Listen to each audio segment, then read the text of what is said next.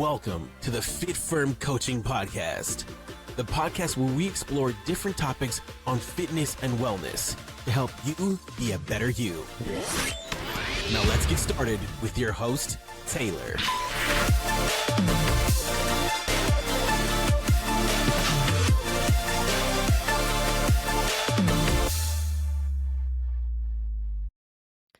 Hey everyone, Taylor here. Welcome back to another episode of the Fit Firm Podcast. And today, my special guest is Rachael. Rachael and I have connected through being neighbors, but we also have connected through different aspects of fitness. So I had come across that she is a certified holistic wellness practitioner. And I was very interested to hear what that exactly is. I've heard that term. I didn't really understand what it was. So Rachael and I had a chat about what it exactly is. And I'm super excited to have her on the podcast today to explain to you what exactly she does and how it can benefit you in many different ways. So without further ado, Rachael, thanks for coming on the Fit Firm Podcast. Super excited to talk to you about what you do as far as a holistic wellness practitioner and how you got into it and what your long-term objectives are with doing this. Awesome. Thanks for having me. I'm excited and I love to talk about this. So I'm hoping I can help bring some clarity. I think the term wellness is nebulous and a lot of people sometimes are like, well, that could be so many different things. And so I'm looking forward to bringing some clarity, at least to how it works for me. So I think before I really get into like what I do, the kind of backstory of how I got here usually makes it easier to understand what I do. And so there's kind of two paths. On the one path, I wasn't really raised in a religion specifically. My parents were kind of just like, go and explore. And when the time is right, you'll pick and do whatever you want. And I'm perpetually curious. Like I am a bottomless pit of need for knowledge. So really explored kind of every kind of religion or spiritual thought process there is out there. And I always kind of gravitated to Eastern philosophies where the thought is that you already have everything you need inside of you. There's no like outside person or entity. It's all in you and you have to just like dig for it and find it. And so that led me to follow a lot of modern day gurus like Deepak Chopra, Gabby Bernstein, even Tony Robbins, where they talk about frequency and vibration and how that impacts your wellness. And they say, oh, you have to raise it, but they don't really tell you how to do it. And so I kind of was like in this perpetual quest of like, how do I do that? Then path number two is I was really sick for a long time, couldn't figure out why. And very long story short, I started seeing a functional medicine doctor. And functional medicine doctor, for people who don't know, is all about treating the root cause. So for example, if you have high blood pressure, instead of just treating high blood pressure with a medicine to regulate your blood pressure, they would dig and figure out why and try to address that root cause. And so what happened for me is my doctor dug and dug and dug, and it turned out that I have Lyme disease. And Lyme disease essentially creates an autoimmune type response in your body. And it never really goes away. You just go into like bouts of remission where most autoimmune people live. And then one of my primary symptoms from the Lyme disease was anxiety. So my doctor, functional medicine doctor, literally wrote me a prescription for something called Hearth. And I went and did that. And her thought process was, hey, this will help you kind of regulate your autonomic nervous system and your emotions. And then it'll be easier for you to like manage the anxiety without medication, without any of that. Because at that time, my body was just not good at taking in anything else. It was like in full war zone mode, trying to just make me whole again.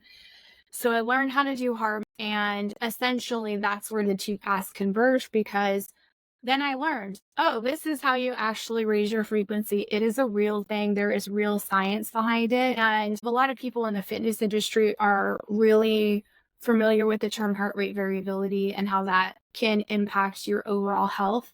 And really the heart math science is around heart rate variability, but it's used a little differently in that there is a correlation between your heart rate variability and your level of coherence between your heart and your brain. And so the goal is to get your heart and your brain on the same page. And so ultimately, as a practitioner, that's what I do. I help people learn how to move energy through their body from a physiological standpoint, not just like a metaphysical, spiritual standpoint, but real actual energy. How do you move it through your body so that it doesn't get stuck and cause dis-ease in your body? So that's the quick backstory. Yeah, that's awesome. And you and I have talked about this. So, doing heart math and being prescribed this, and seeing the results that you had on your own, this kind of led you into building out your current practice. So, can you go into the experiences of starting out your practice, the types of experiences you've had with different sorts of clients, and also applying this in your own personal life? Yeah, for sure. So I'm the kind of person that when I find something that works, especially if I've tried it and it was difficult, I just want to naturally teach other people how to do it to shortcut the process. And so when all of this happened, it was during the pandemic, and my anxiety is health related specifically. So the pandemic was my worst nightmare. And so a lot of regulation happening for me, but also I have kids. My kids now are teenagers, but at the time they were in elementary school and junior high. My husband was an essential worker, so there was just a lot of ways where there was a lot of fear and a lot of dysregulation emotionally. And so I was like, okay, more people need to know how to do this, and you really can only learn how to do it from a practitioner, and at the time there just wasn't that many. So I got certified to do it, and I opened a coaching practice in 2020. Most of my clients for the first few years were free because really I wanted to get used to coaching and like my style of it. And also because really I just wanted to help people. And so that's where that started. I've now gotten into an evolution where I've learned other modalities that are all about moving energy through the body. And so what I'm really focused on now is helping people do that. Most of the people I work with are women. Most of the people that I work with are, I want to say, like older millennials through like those higher Gen X levels, because we've just not been told how to properly metabolize emotions. And emotions are the number one driver of stuck energy in your body. Like each emotion has a different frequency and a different vibration, and it affects your body differently. And when you don't metabolize them, they get stuck in your body. And that is how you create disease. So that's a lot of the work that I'm doing now. The women in general are, somewhere along the way in this like feminist movement, the women before us said, well, hey, you could and be and have whatever you want. But we heard you should be and have and do whatever you want.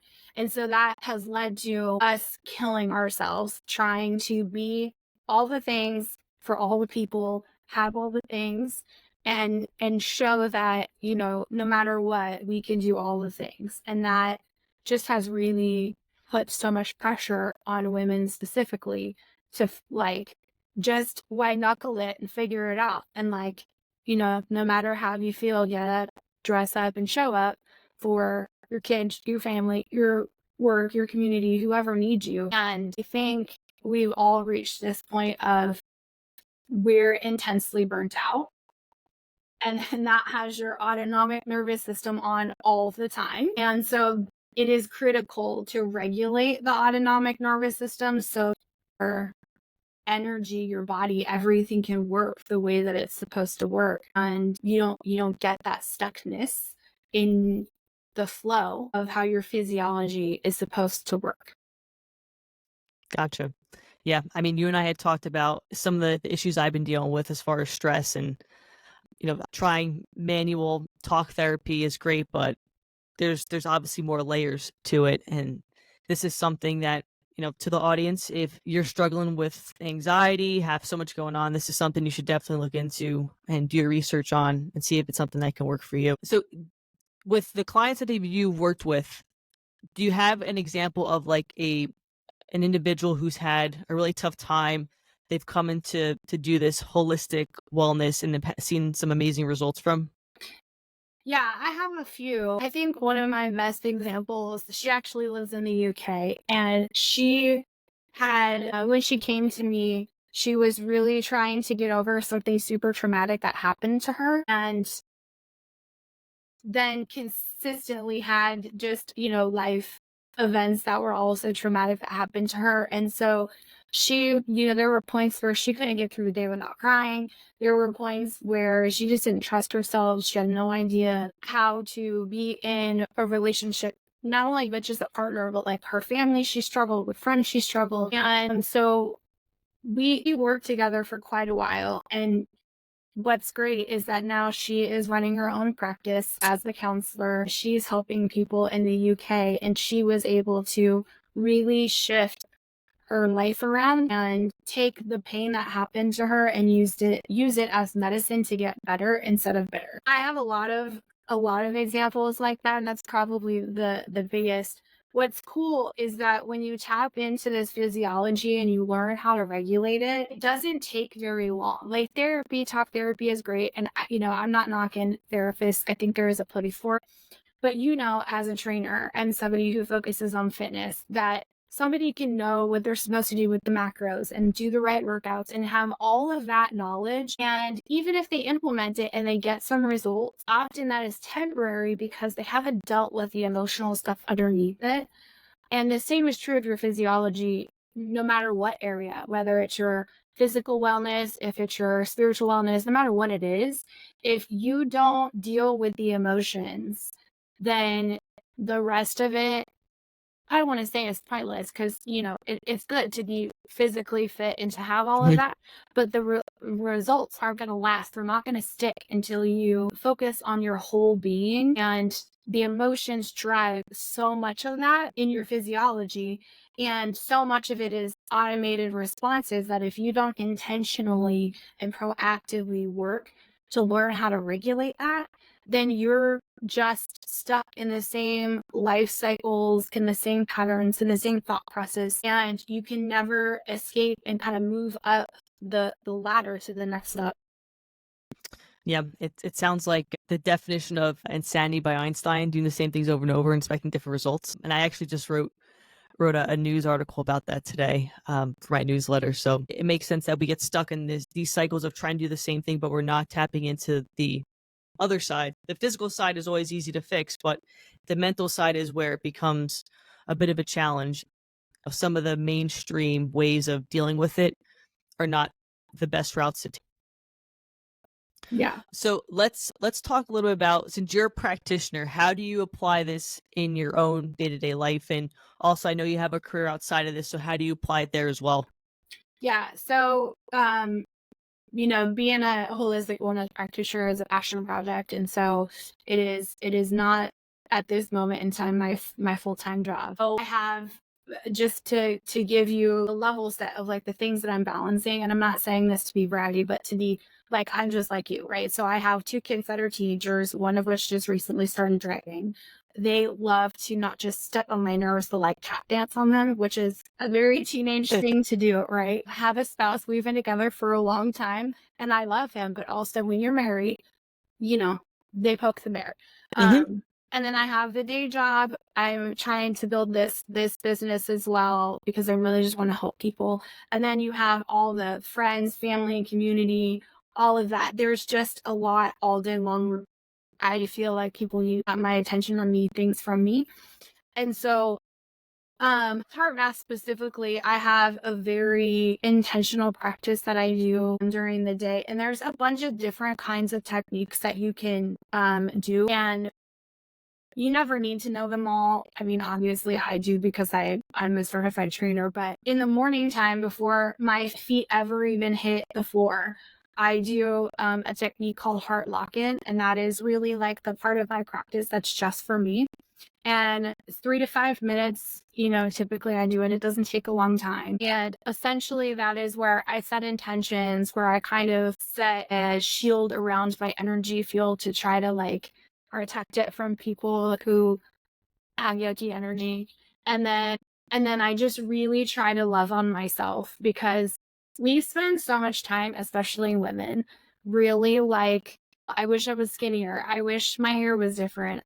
God, I went walking with my neighbor and she's so fit and she's not breaking a sweat after 30 minutes and I want to die, right? Don't worry, I was hiding it.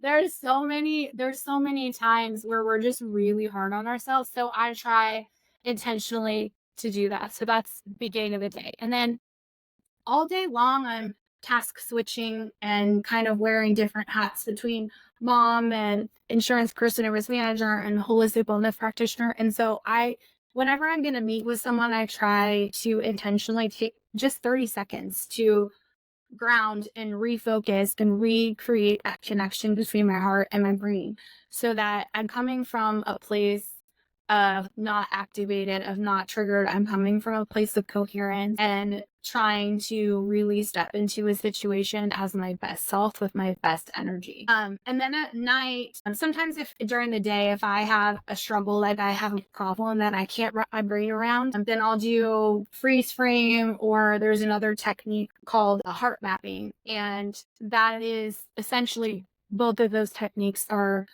geared towards and guided towards helping you tap into what does your brain say, what does your heart say, and then like where do they meet in the middle. And so sometimes I'll use that if I need to problem solve around something. And then before I go to bed, I also do a heart walk-in. I lay in bed and do it again, another 3 to 5 minutes. It doesn't have to take a long time. That's kind of the part of my practice where I intentionally spend time giving energy and love and prayers to other people. So if, I know somebody is having a hard time, if the world's on fire, which let's face it, that's like every day, right? Yep, pretty much. Then I try to spend some time doing that. The cool thing about heart math specifically, and just coherence techniques and breathing techniques in general, is it only takes about 3 to 5 minutes a day, 3 to 5 times a day, for 6 to 9 weeks to shift your baseline. So if right now your baseline is anxiety or super stressed, or you're really angry, or you're very afraid and you want to get out of that, it only takes a few minutes of learning and connecting for you to really shift that. And I like to tell people to habit stack with it. So if you are, for example, if I'm really rushed, sometimes I will do the breathing while I'm taking your shower, right? So some people do it while they're brushing their teeth, or they do it while they're having a coffee. They do it while they're already doing something else they already do all the time.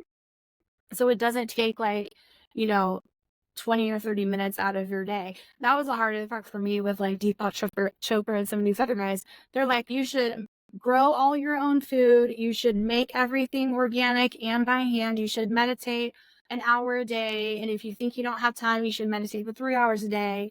I was like, what do you mean? Like, where am I doing these things? Who has time for that? And so these techniques are great because they're meant to be done on the go, where you are, and no matter what you're doing, you can do it with your eyes open. I've been doing it the whole time when I'm talking to you, and you wouldn't know. That's amazing. I told you. No idea. Right? So really the best way to know if it works is to show you. So can we do that? Can I show you? Yeah, definitely. Like what it's like. They can learn this too. It really doesn't take that long. Okay. Yep, let's do it. Okay. So again, you can do this with your eyes open, and ideally you want to learn how to do that. But I'm going to ask you to tap into emotions in a second. And sometimes people don't have immediate access to emotion because our coping mechanism is to numb. Okay. So if you need to access that, you can do it with your eyes closed, or I'll give you some cues to do that. But if you can do it with your eyes open, that's great. All right. Okay. Okay. So you want to focus the attention in the area of your heart. Imagine your breath is flowing in and out of that heart space. You want to breathe a little slower and a little deeper than usual, but you want to find an easy rhythm that's comfortable.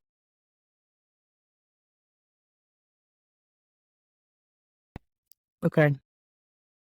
And then as you continue to breathe, I want you to think of or feel, I want you to feel a regenerative emotion like love, gratitude, kindness. So I don't want you to think about it or recall it. I want you to generate what that feeling feels like and then breathe that in and out of your heart space. If you don't have the capacity to feel love, gratitude, appreciation, then reach for neutral, calm, or ease. So we're just going to take 30 seconds to breathe in and out of the heart space with whatever regenerative emotion feels good to you.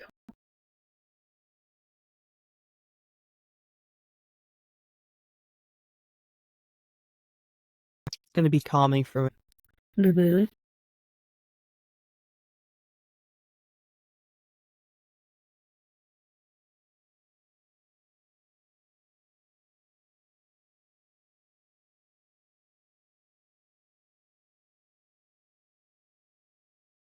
So if you take 2 or 3 more breaths and then come back to conversation when you're ready.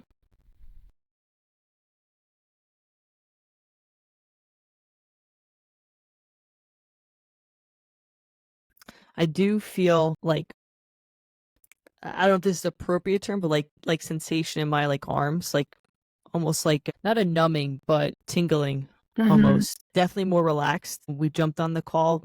My heart is a little elevated. I could feel a little bit of anxiety coming on, but I definitely do feel a bit calmer now. For me, it's definitely finding that calmness because I'm always turned up to 100% all day long. But yeah, I do Yes. feel nice and relaxed. Good. And so imagine if you just like quietly did that 3 to 5 minutes, 3 to 5 times a day, like how much calmer you would be as your baseline, right? Because Yeah. right now your baseline is anxious, your baseline is anxiety.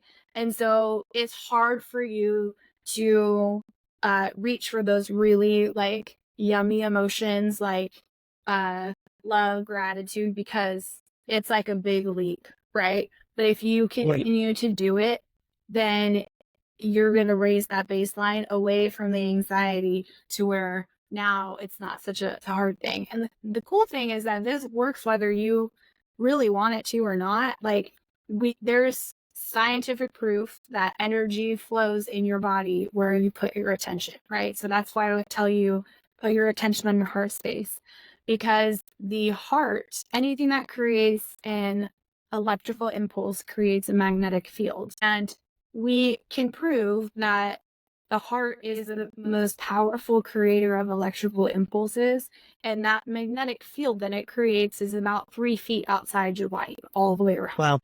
Now, that we say 3 feet because our current technology can only measure it 3 feet, but it likely goes much farther than that, right? So when take the time, no matter where you're at, to regulate yourself.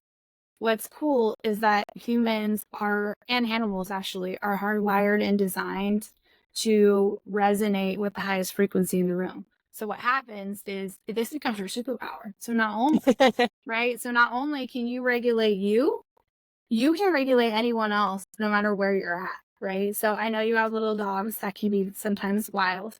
So if dogs are wild, you get regulated and then they will get regulated. You should test this. It's super fun. Everybody on the audience, you could do it too. I do it to my kids all the time, and at first they didn't know, but because they know this is what I do. Sometimes, my daughter will come in and she'll want to be real angry, and then we'll just sit and listen to her and get regulated, and she's like, oh, I feel better. And then now she's like, "Oh, you just, she calls it Jedi mind tricking. She's like, you just Jedi mind tricked me." And I'm like, well, it worked, so it doesn't matter. I'm a superhero and I got to regulate you. So, but being able to regulate yourself, truly, that is the most important thing. Like, imagine how different the world would be, right? If instead of everybody walking around it steeped in all this fear and anger and anxiety and resentment and whatever. The list goes on. Yeah. But instead they were able to get grounded and go, even if all I feel is peace and calm and ease and neutral, it's a win. Yeah. Amazing. It'd be amazing what the world could be. I definitely need to do the Jedi mind tricks on my dogs because one starts, then they all chime in. So yeah. So let me ask you this, and maybe you've encountered this before or not, but what do you say to someone that's like, this stuff doesn't make sense, this stuff doesn't work? Like, what do you tell those people? Even though I was skeptical when I talked to you, but I definitely think there's something to it after, us walking, and then also this, 2-minute exercise that we did. Yeah. So I mean, I think a lot of people have a tendency to think like, oh, this is wishy woo. Like, this is just like, I have to believe it.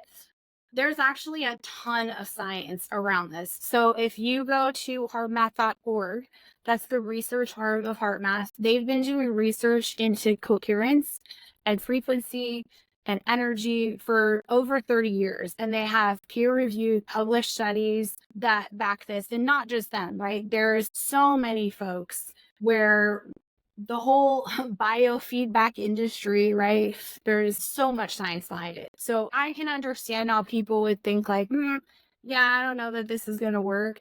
But if you can get past your cognitive dissonance to just think like, this feels like just somebody trying to sprinkle fairy dust on a situation, and you just try it. You're going to see and feel the difference yourself and understand that you don't really have to know how it works for it to work, but it does. And in case you really do want to know, there are literally thousands of scientific peer-reviewed journals and experiments that will back that up in Very cool. so many different science and science adjacent industries. Cool. So if you're listening and you're on the fence, do your homework and then you can make the decision for yourself. But I want to go back to something that you mentioned about the magnetic force around us. Mhm. Have you ever tested your force? Like, I don't know if that's something you can like do or an instrument you could buy, but is that something that you've tried? So I think like the scientific instruments for that to like actually test it is difficult, but there is a peer-reviewed study that they did do. There's 4 folks that sit at a table and they're all wearing the heart rate meter. So there's biofeedback devices that you can wear, so you can test this yourself, I guess. But you put it just clips on your, kind of like a sensor you put on your finger, but it's smaller, and you put it on your ear. And then it just clips to your body, and then it's taking a snapshot of your heart rate and calculating all that into your variability, and it gives you a coherence score. And so they did a study where they had everybody wearing those monitors, and they had 3 of the 4 people reading similar to what we just did. And the 4th person was intentionally told not to do that and to just observe and live their best life doing whatever they were doing. And in every case, that 4th person got up to the same level of frequency as everybody else at the table. So, Wow. and I have, like I said, I have, tested it with my family, with my kids. If I'm, out somewhere and there's a Karen who's being crazy at a store and being ugly, my husband works in a retail space. And sometimes the stories he comes home and tells me about the way that people treat people in retail is ridiculous. But if I'm at a store and somebody's being real ugly, then I'll just really get coherent. And then I'll notice there's a drop in the behavior, because if you're close enough, then other people are going to feel it. There's the unfortunate part, and this is why you have to do the work. The unfortunate part is that there is no permission given to exchange energy. So we're just all bumping up against each other's energy all day long. And the classic is, if you walk into a room and people are just talking about you, that you can feel that, because that's all energy, right?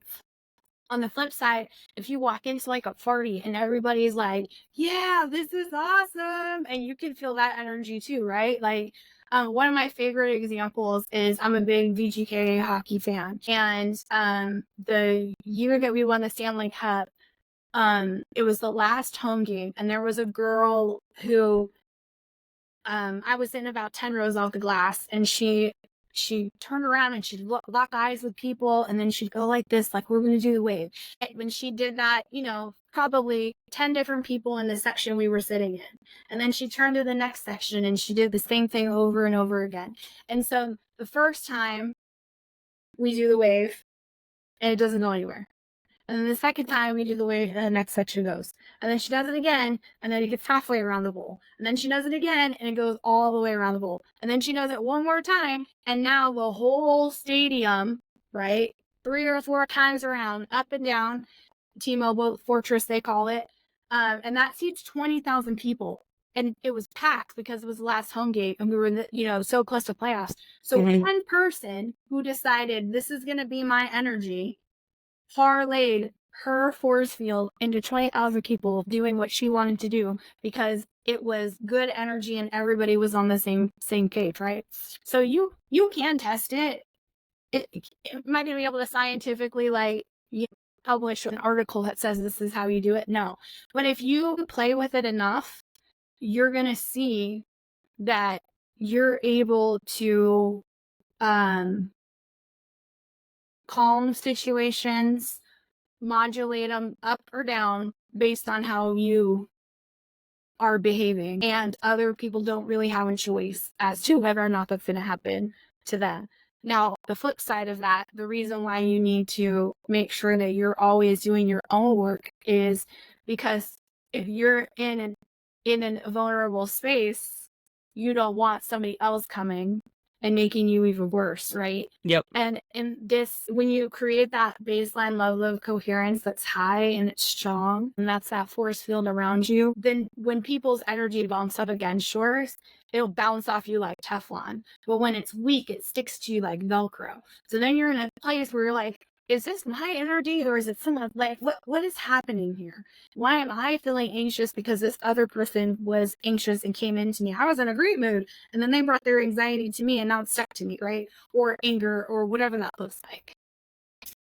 Yeah, it's amazing that one person and their actions can affect so many people. And you put that into perspective with everything going on in the world and society today that, you could just be the one positive change that sparks something great. So let's talk a little about, I know you're starting your own course for others to learn how to do this. So if you want to talk a little bit about your development of that and then when that's going to launch. Yeah. So the course is really so we're gonna look at your environment and that's your baseline. And then we're gonna look at how do you receive input both externally and internally. And then how is that input run through your conditioning, right? Because when we feel an emotion from a physiological standpoint, it only takes 96 seconds to go through your body. But if you ruminate, if you repress, if you really try to not feel it, then it's going to get stuck and trapped in the light. So that happens through conditioning. We intellectualize the feeling. And so we're going to look at the conditioning. We're going to kind of deconstruct all of that. Then we figure out who are you underneath all of that? Because the truth is that most of us don't know.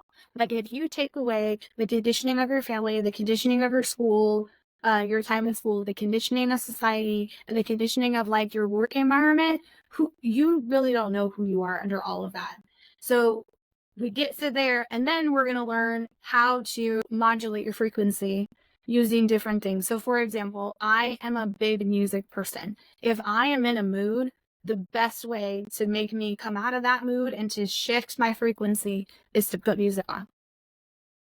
That's all it takes. Let me listen to music for a few minutes, right? For some people, it's sunshine. For some people, it's exercising, right? So it's really about looking at what is best for you and how can you really shed all of the shoulds that you've been given your whole life or that you've taken on, and then underneath embody and iterate like the actual authentic version of yourself so that when you're showing up in the world, you really are you instead of just a you suit that somebody stitched together for you.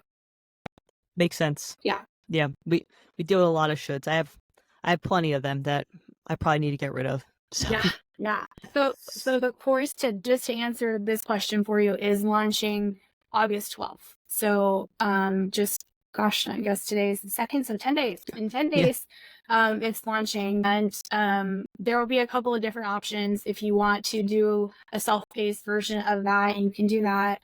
There will be some folks like to learn and grow with other people. And then if you want to do one-on-one coaching with me and you want to really dive in and dig deep, then that's going to be an option as well. Very cool. Yeah. Yeah. Some people learn different ways. It all depends, but at least you have some options for whatever works best for the individual. Yeah. All right, one last question for you. I'd like you to leave the audience with a piece of advice, something you've learned this entire experience, something they could take away from this podcast. Ooh, I guess really the most important thing that I've learned of all the trainings, of all the books and workshops and everything that I've learned, the most important piece of it is to take care of yourself. Put you first, because you can't show up for anybody else unless you show up for you. And I mean, that is everything from, doing emotional regulation to feeding yourself correctly to doing work that makes you feel good instead of what makes other people feel good, right? Doing some spiritual exercise and some spiritual studies, just really focus on you. I think we've all been taught that we shouldn't do that, right? There's another should in there, that it's selfish for us to put us first and take care of us first. And self-care isn't selfish. And self-care is absolutely critical. And I struggle with it still. Most people do. But that is really, of every type of religion, psychology, I mean, you name it, for you to be a healthy, whole person, you have to be taking care of that person. And you have to do it first, above everything else. It's funny you bring that up. I literally just had this conversation with a friend of mine who was telling me, she's like, I don't know how to put myself first. It doesn't feel right. I try to put others first. And I said, you have to put yourself first, because you can't take care of others unless you're in a good state. And I know I've said this to other people too, and I've said this on actually one of my first podcasts I did about taking care of yourself. Self-care isn't selfish. You have to be there for yourself before you can help others around you that you love. You're important first, even though that sounds pretty selfish and self-centered. It's definitely not. So I couldn't agree more with you there. Yeah. It's hard when we've been conditioned otherwise, but I do believe the future is female, political or not. And when we take care of us, we set the stage and the tone for everyone else, for our families, for our, work partners, for our community. If women get real good at taking care of us, then everybody else will get good at taking care of themselves, and we'll all be in such a better place. Yep. Well said.